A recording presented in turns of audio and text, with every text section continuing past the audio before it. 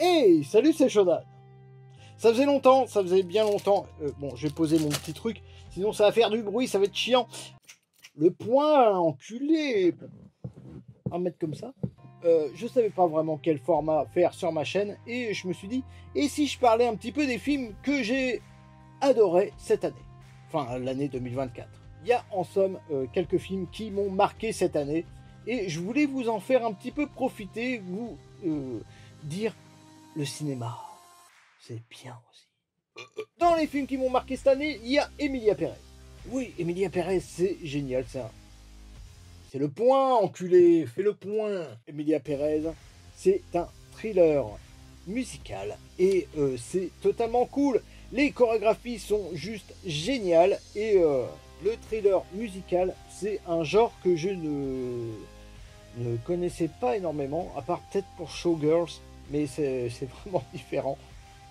Déjà, il y a la patte d'Audiard, hein, c'est vraiment une très belle patte artistique. Et donc les chorégraphies sont géniales, les musiques le sont tout autant, hein, quelque part. Il y en a qui disent ouais, c'est mal chanté, mais c'est pas le but. Hein, vraiment, on fait pas des musiques de Disney là, c'est des musiques un peu plus latines et donc l'idée de base, l'histoire de base, c'est un narcotrafiquant. Vous savez qui je suis, madame l'avocate?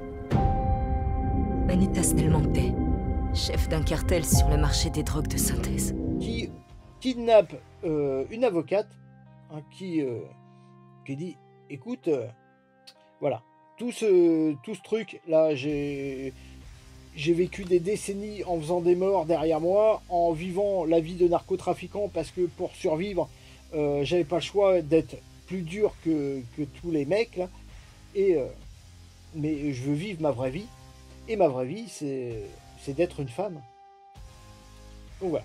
Et donc démerde-toi, t'as budget illimité, puis tu m'exfiltres du pays et tu fais de moi une femme. Oui, je sais, j'ai déjà une femme et des enfants, mais peu importe. Non, je reconnais pas ta voix. Seulement ma voix. Et c'est putain d'intéressant, c'est putain de bien fait. Regardez ce film, bordel. Emilia Pérez, vraiment un bijou, hein, selon moi. Après, c'est que mes goûts personnels, vous êtes libre de ne pas adhérer. Deuxième film que j'ai très apprécié cette année, c'est Love Lies Bleeding. Love Lies Bleeding, c'est avec Kristen Stewart. Donc si vous la connaissez que via Twilight, comme pour Robert Pattinson, regardez autre chose dans leur filmographie, vraiment ça vaut le coup. Hein, voilà. Et là, Love Lies Bleeding, très bonne surprise. Voilà.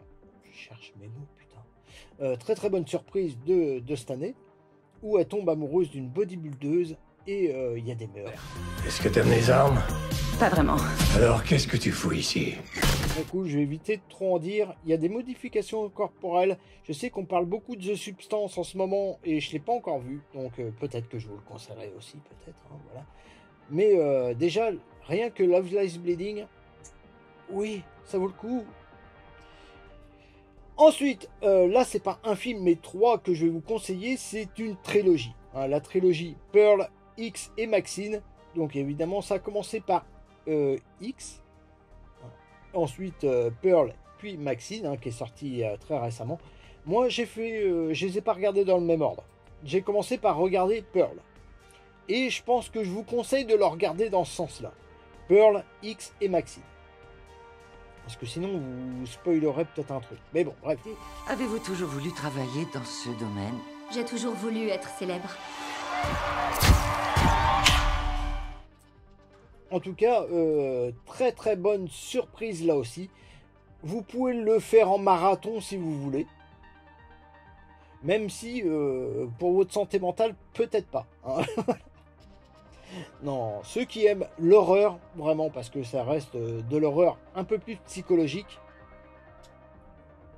c'est à regarder vraiment en ayant cet état d'esprit.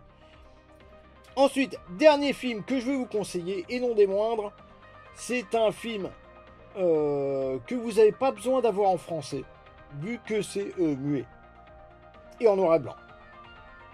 Et non, c'est pas The Artist. C'est une comédie. C'est une comédie totalement un petit bijou, un ovni cinématographique qui s'appelle 100 of Beavers. Une centaine de castors. Ah, voilà. 100 of Beavers. Je sais, j'ai un accent déplorable. Mais vraiment. 100 of Beavers, je sais, cet accent est tout à fait charmant. Hein, oui. Bon. C'est l'histoire d'un trappeur dans le Yukon.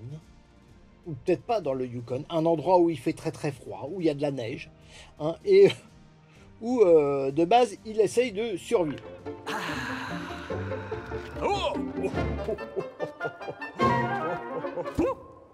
Hein, avec sa bite et son couteau, comme on dit. Et en allant rapporter une fourrure de castor au mec du coin, enfin au vendeur du coin, hein, au troquiste, on va dire, hein, parce qu'il fait du troc, il voit la gonzesse de ce... enfin, la fille de ce dernier, donc la fille du troquiste, il fait... bref, il se dit qui se la ferait bien. Enfin, non. C'est plus charmant que ça. Hein. Il veut la marier, hein, vraiment, faire les choses dans le bon sens. Et donc, pour ça, il va devoir, toujours avec sa bite et son couteau, ramener suffisamment de fourrure pour acheter une bague au moins. Hein. Et peut-être la bienveillance du troquiste, ce qui n'est pas acquis. Et c'est putain de drôle. C'est putain de drôle, c'est un putain de bijou, regardez-le. Et le point devrait être fait. Voilà. Je pense qu'on est bien pour les films que vous de... Je crois qu'on est bien pour les films que je vous conseille cette année, hein, qui sont sortis ces dernières années. En tout cas. C'était Shodan. Et boum. Et boum.